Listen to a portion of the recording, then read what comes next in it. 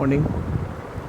तो हम लोग आज पढ़ने वाले हैं issue of share at premium और issue of share at discount related topic, section 52 to section 55। अब आप लोगों को ये तो पता होगा कि कंपनी जब शेयर इशू करती है तो जिस वैल्यू पे कंपनी शेयर इशू करती है उसको हम बोलते हैं इशू वैल्यू, है ना।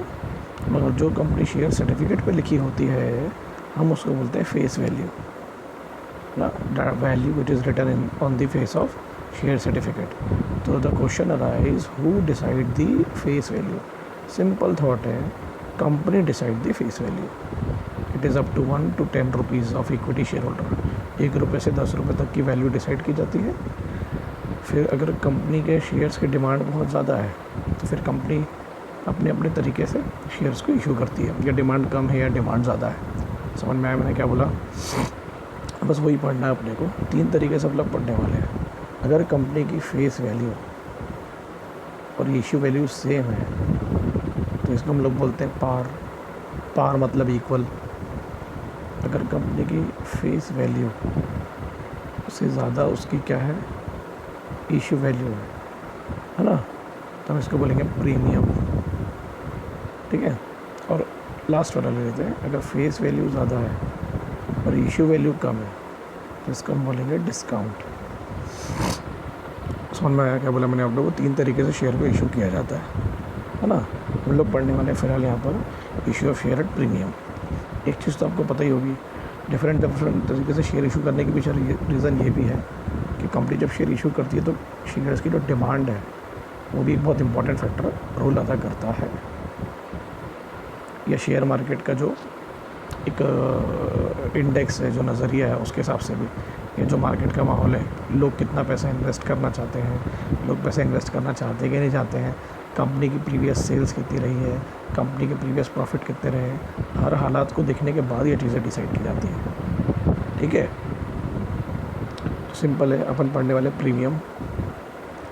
अगर प्रीमियम का सिंपल मतलब है जब फेस वैल्यू से ज़्यादा पे आप बेचोगे तो जो डिफरेंशियल अमाउंट होगा, फॉर एग्जांपल कंपनी ने डिसाइड की 10 रुपये, आपने शेयर को बेचा 15 रुपये में, तो ये जो 5 रुपये आपके पास बचे इसको आप बोलेंगे प्रीमियम अमाउंट। जो ऊपर का अमाउंट आपको डिफरेंस अमाउंट बचा। क्लियर है ना। मगर शेयर सर्टिफिकेट पर जो वैल्यू लिखी रहती है उसको वो फेस वैल्यू लिखी रहेगी, ये आपको ध्यान रखना है, ये भूलना नहीं है। ठीक है। और अगर कम में बेचोगे तो डिस्काउंट, यानी 10 रुपये का शेयर कितने बचा आपने, 9 रुपये में या 8 रुपये में, तो उसको हम डिस्काउंट कहेंगे। अब एक सिंपल सा थॉट है, अगर आपने प्रीमियम पे शेयर को इशू किया तो जो प्रीमियम अमाउंट है, जो मेरे एग्जांपल में कितना था 5 रुपये, है ना, उसको आप किसी अकाउंट में ट्रांसफ़र करेंगे, यानी उतना ही अमाउंट आपको किसी अकाउंट में ट्रांसफ़र करना पड़ेगा। फॉर एग्ज़ाम्पल कंपनी ने प्रीमियम का जो अमाउंट था टोटल वो था समझ लो 5 करोड़, तो कंपनी को उतना ही एग्रीगेट अमाउंट एक अकाउंट बनाना होगा और उसमें ट्रांसफ़र करना होगा, जिसको कंपनी बोलती है सिक्योरिटी प्रीमियम अकाउंट। इतना ही अमाउंट, जितना प्रीमियम आपको मिला ना, टोटल प्रीमियम, उतना ही अमाउंट आपको इस अकाउंट में ट्रांसफ़र करना होगा। करना ही पड़ता है हर उस कंपनी के लिए, ये कंपलसरी है जो प्रीमियम पे शेयर इशू करेगी सेक्शन 52 के तहत। तो क्या लिखा हुआ है ना, जो भी कंपनी शेयर इशू करेगी प्रीमियम पे, कैश के रूप में या किसी और रूप में, तो उतना ही sum equal to the aggregate amount, जितना उनको मिला उतना ही पैसा आपको ट्रांसफ़र करना होगा एक अकाउंट में। उस अकाउंट का नाम है सिक्योरिटी प्रीमियम अकाउंट, है कि नहीं है? ये आपको करना ही पड़ेगा। ठीक है। ओके, समझ में आया? अब इसकी एप्लीकेशन पढ़ लेते हैं कि ये जो पैसा आपने ट्रांसफ़र किया सिक्योरिटी प्रीमियम अकाउंट पे, ये कहाँ कहाँ यूज़ होता है, इस पर क्वेश्चन अपने को आ सकता है। तो पहला है कंपनी जो फोकट के शेयर इशू करती है bonus share existing equity share holder को, तो उस पर जो बोनस पे जो डिविडेंड पे करने वाली है वो पैसा यहाँ से जाएगा।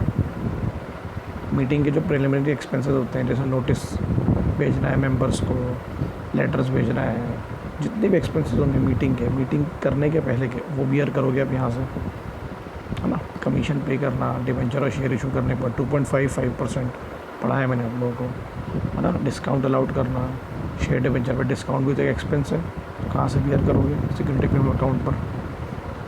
ठीक है। रिडम्पशन करना, किसको रिडीम कर रहे हैं अपन, प्रेफरेंस शेयर्स को या डिबेंचर्स को, तो अमाउंट कहाँ से आएगा? सिक्योरिटी प्रीमियम अकाउंट से। यानी ये एप्लीकेशन हो गई इसकी। एप्लीकेशन आपको भूलना नहीं है, 5 एप्लीकेशन। ये जो अमाउंट है जो यहाँ रखा गया है है ना, उसको किन किन खर्चों के लिए कंपनी यूज़ करेगी। ठीक है। अब हु में apply the security premium account, ये थोड़ा इंपॉर्टेंट क्वेश्चन है, कौन अप्लाई करेगा।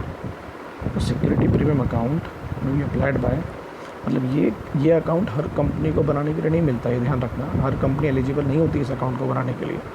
ये उन्हीं कंपनियों को मिलेगा जो मैंने आपको लास्ट लेक्चर में पढ़ाया था, जो कंपनियां अपने फाइनेंशियल स्टेटमेंट को अकाउंटिंग स्टैंडर्ड्स के हिसाब से ROC या जो भी रेगुलेटर्स हैं उनके पास प्रॉपरली फाइल करती है अंडर सेक्शन 133। क्या होते हैं कंपनी के financial statements? Sir profit and loss, balance sheet हो गई कंपनी के, है ना, हाफ ईयरली क्वार्टरली जो स्टेटमेंट्स होते हैं जो कंपनी की दिशा और दशा बताते हैं, अगर वो अगर बराबर कंपनी ने अकाउंटिंग स्टैंडर्ड्स को फॉलो कर अंडर सेक्शन 133 के अनुसार ROC या जो भी रेगुलेटर्स उनको बराबर फाइल किया है, तो वही कंपनी को सिक्योरिटी प्रीमियम अकाउंट बनाने की इजाज़त या अनुमति दी जाएगी। ये आपको ध्यान रखना है। और वही कंपनी फिर उस अकाउंट से कौन सी एक्सपेंसेस बियर करेगी, मैंने अभी बताया आप लोगों को। बोनस शेयर पे, डिविडेंड पे पाएगी, कमीशन और डिस्काउंट दे पाएगी शेयर और डिवेंचर्स पे। ठीक है। अच्छा, ये जो कमीशन है किसको मिलता है? सर कमीशन अंडरराइटर को मिलता है, ये आपने पढ़ाया था कि वो कंपनी के बिहाफ में शेयर को बेचता है। अपने ही शेयर को आप ख़रीद पाओगे ओपन मार्केट से, जिसको आप बायबैक कहते हैं, जो मैं आपको बाद में पढ़ाने वाला हूँ। परचेज इट्स ओन शेयर, तो वो पैसा भी कहाँ से आएगा? सिक्योरिटी प्रीमियम अकाउंट से। ठीक है बच्चों, चलो अभी नेक्स्ट हम लोग पढ़ने वाले हैं prohibition on issue of share at discount. पहले कैसा होता था, सेक्शन 53 के अनुसार, ध्यान देना, कंपनी ना जनरल पब्लिक को शेयर इशू करती थी जब शेयर मार्केट डिप्रेशन पे होता था। तो अट्रैक्ट करने के लिए कि भैया हमारे शेयर्स को ख़रीदो, जैसे फॉर एग्ज़ाम्पल 10 रुपये के शेयर को 9 रुपये में कंपनी बेच सकती थी। 9 रुपये मैंने इसलिए लिखा हूँ क्योंकि 10% से ज़्यादा का डिस्काउंट अलाउड नहीं था, वो भी तब जब सेंट्रल गवर्नमेंट आपको अलाउ करे। अब तो वो सब रूल ख़त्म हो गया है, क्योंकि अब आप जनरल पब्लिक को शेयर डिस्काउंट में दे ही नहीं सकते, अलाउ ही नहीं है। और अगर आपको डिस्काउंट में किसी को शेयर देना है तो वो आप सिर्फ अपने एम्प्लॉयज़ को दे सकते हो जो आपकी कंपनी में कंट्रीब्यूट करता है ना, अपनी स्किल्स को यूज़ करके, अपनी टेक्नोलॉजी को यूज़ करके। वो यहाँ लिखा हुआ है ना, सिर्फ इन्हीं लोगों को आप शेयर इशू कर सकते हो डिस्काउंट पे, नॉर्मली किसी को अलाउ नहीं है। ठीक है। अगर कंपनी ऐसा करती है तो वो क्या होगा, सबसेक्शन 2 क्या बोलता है, वॉइड, बराबर है। स्वेट इक्विटी शेयर के नाम से इशू है। स्वेट मतलब हार्ड वर्क, मेहनत। तो वो लोग जो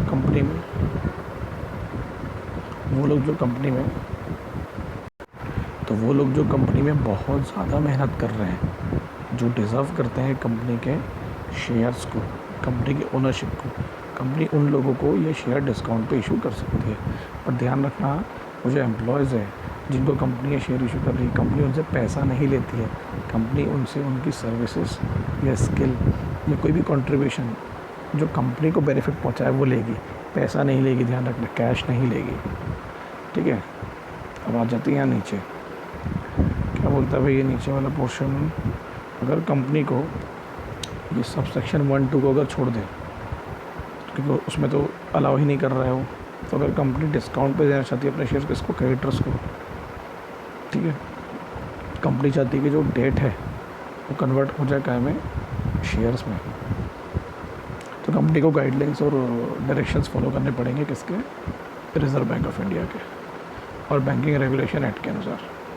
आप बोलोगे सर इसका फ़ायदा क्या है, और जो क्रेडिटर कंपनी का ओनर बन जाएगा ना, ठीक है, तो कंपनी मान लो पैसे देने की स्थिति में नहीं है, तो पैसा जो क्रेडिटर को देने वाले थे वो पैसा कंपनी के पास ही रह गया, और अपने डिस्काउंट में उनको शेयर इशू करके ओनर भी बना दिया। ठीक है, ये आपको ध्यान रखना है।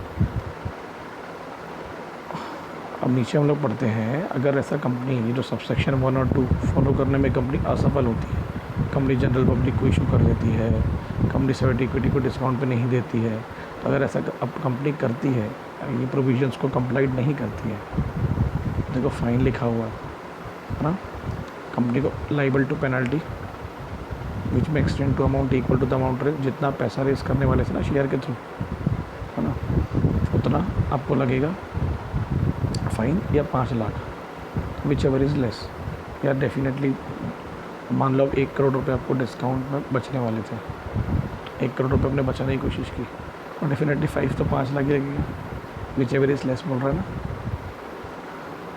क्लियर है कि नहीं क्लियर है। और आपको पूरा पैसा जो आपने जनरल पब्लिक से इकट्ठा किया है झूठ बोल के, क्योंकि उनको तो लग रहा था डिस्काउंट अलाउड है, और हमने अभी क्या पढ़ा लॉ में, आप जनरल पब्लिक को डिस्काउंट में शेयर अलाउ नहीं कर सकते, तो आपको 12% के हिसाब से उनको फ़ाइन के साथ में पूरा का पूरा पैसा वापस करना पड़ेगा। ये आप लोगों को क्लियर हो जाना चाहिए, ठीक है। मगर एक बात ध्यान रख लो, ये जो डिस्काउंट है और जो प्रीमियम है, इस पर जो भी रिस्ट्रिक्शंस है, ये सिर्फ और सिर्फ किस पे है, इक्विटी प्रेफरेंस पे है, यानी इनसे रिलेटेड है, किसी और डेप्ट जैसे बॉन्ड और डिबेंचर से रिलेटेड नहीं है, ठीक है। ये याद रख लेना। ये जो मैंने आपको पढ़ाया डिस्काउंट प्रीमियम, ये सब किससे रिलेटेड है हम लोग पढ़ रहे हैं, स्पेशली जो डिस्काउंट वाला पोर्शन हमने पढ़े, इक्विटी और प्रेफरेंस, किसी और डेप्ट से रिलेटेड नहीं, ठीक है बच्चों। चलो बढ़िया, बहुत बढ़िया। अभी नेक्स्ट पोर्शन हम लोग पढ़ने वाले सेक्शन 54। अभी मैंने आपको पढ़ाया कि वो एम्प्लॉयज़ कंपनी के, वो लोग जिनको कंपनी क्या करना चाहती है, मोटिवेट, कंपनी चाहती है कि वो हमारी कंपनी में कंट्रीब्यूट करे ज़्यादा से ज़्यादा, तो कंपनी क्या कोशिश करती है कि जो भी कंपनी के डायरेक्टर्स है, एम्प्लॉयज़ है, उनको डिस्काउंट पे शेयर इशू ऑफ़र करती है। देखो प्रॉब्लम कैसी है, यहाँ क्या लिखा है, उनसे कैश नहीं लेती, वो उनसे पैसा नहीं लेती है, सिर्फ उनको बोलती है तुम हमको अपनी नो हाउ यानी टेक्नोलॉजी जो तुम जानते हो वो सर्विसेज प्रोवाइड करो, हमारी इंटेलेक्चुअल प्रॉपर्टी राइट्स में कंट्रीब्यूट करो, मतलब हमारे ट्रेडमार्क को इम्प्रूव करो, हमारी रेपुटेशन को इम्प्रूव करो, हमारी मार्केट वैल्यू को इम्प्रूव करो, अपनी वैल्यू एडिशन दो किसी भी रूप में। हमको तुमसे कैश नहीं चाहिए, पैसा नहीं चाहिए, ये तुम लोग ध्यान रख लेना, पैसा नहीं। जैसे एम्प्लॉय स्टॉक ऑप्शन स्कीम जो मैं आपको पढ़ाने वाला हूँ, उसमें आप एम्प्लॉय से पैसा लेते हो, यहाँ पैसा नहीं ले रहे हो। स्वेट इक्विटी में जो कंपनी के लिए मेहनत कर रहा है, आप उसको बोल रहे हो तुम बस अपनी टेक्नोलॉजी, अपनी सर्विसेज, अपनी एक्सपर्टीज़ जो कंट्रीब्यूट करे कंपनी के रेपुटेशन में, ट्रेडमार्क में, गुडविल में, उसको वैल्यू एडिशन चाहिए। इंटेलेक्चुअल प्रॉपर्टी राइट्स बोला ना मैंने, आपकी इंटेलिजेंस चाहिए जो हम कंपनी के प्रॉपर्टी को इम्प्रूव करे, और वैल्यू एडिशन, ठीक है। 237 क्या बोलता है, एम्प्लॉय स्टॉक ऑप्शन स्कीम।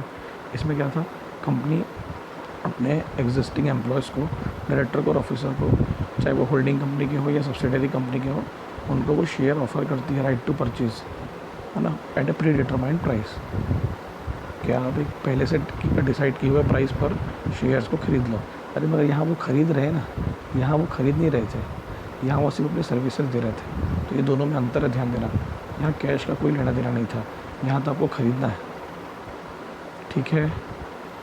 तो अपन क्या पढ़ रहे हैं, स्वेट इक्विटी। स्वेट इक्विटी मतलब वो एम्प्लॉयज़ जिनसे कैश के अलावा उनकी सर्विसेज और उनका वैल्यू एडिशन मांगा जा रहा है कंपनी के द्वारा, उन्हें डिस्काउंट में शेयर ऑफ़र करके। तो एम्प्लॉयज़ और स्टॉक ऑप्शन अलग चीज़ है, और स्वेट इक्विटी डिफरेंट चीज़ है। कंसिडरेशन का में इन्वॉल्व है एम्प्लॉयज़, इसमें कंसिडरेशन इन्वॉल्व नहीं है, ठीक है। समझ में आया मैंने क्या बोला आपको, पक्का है ना। अब आ जाते हैं आगे, थोड़ा सा कंडीशंस है। अ कंपनी में issue sweat equity shares of a class of share already issued if the following. देखो अपन किसको दे रही है, ऑलरेडी इशूड मतलब जो ऑलरेडी इक्विटी शेयर इशूड थे ना, चाहे इक्वल वोटिंग राइट्स के, डिफरेंशियल वोटिंग राइट के, तो जो ऑलरेडी शेयर्स इशूड है उसी में और नए शेयर आप इशू कर रहे हो, तो उसके लिए आपको कुछ चीज़ें तो आपको फॉलो करनी पड़ेंगी। जैसे फॉर एग्जांपल आपको स्पेशल रेजोल्यूशन पास करना पड़ेगा, क्योंकि आप अपने एम्प्लॉयज़ को क्या बना रहे हो, कंपनी का ओनर, तो आपको शेयर होल्डर से तो पूछना पड़ेगा, 75% की परमिशन लेनी पड़ेगी आपको, ठीक है। फिर वो जो स्पेशल रेजोल्यूशन है उसमें आपको सब लिखना पड़ेगा, कितने शेयर इशू कर रहे हो आप, कितने प्राइस पर इशू कर रहे हो, है ना, कौन से क्लास ऑफ डायरेक्टर्स को दे रहे हो, कौन से क्लास ऑफ एम्प्लॉयज़ को दे रहे हो, भाई बताना पड़ेगा ना, हायर लेवल के डायरेक्टर से कि लोअर लेवल के डायरेक्टर से, है ना, कौन से एम्प्लॉयज़ है, छोटे लेवल के हैं, मीडियम लेवल के हैं, हायर लेवल के हैं, ये बहुत इंपॉर्टेंट है, ठीक है। उसके बाद ऐसा लिखा है, जो इक्विटी शेयर आप इशू कर रहे हो, है ना, अगर वो लिस्टेड है काय में किसी स्टॉक एक्सचेंज पे, तो फिर आपको सेबी की गाइडलाइंस भी फॉलो करनी पड़ेगी, सिक्योरिटी कॉन्ट्रैक्ट रेगुलेशन एक्ट को ही फॉलो करना पड़ेगा।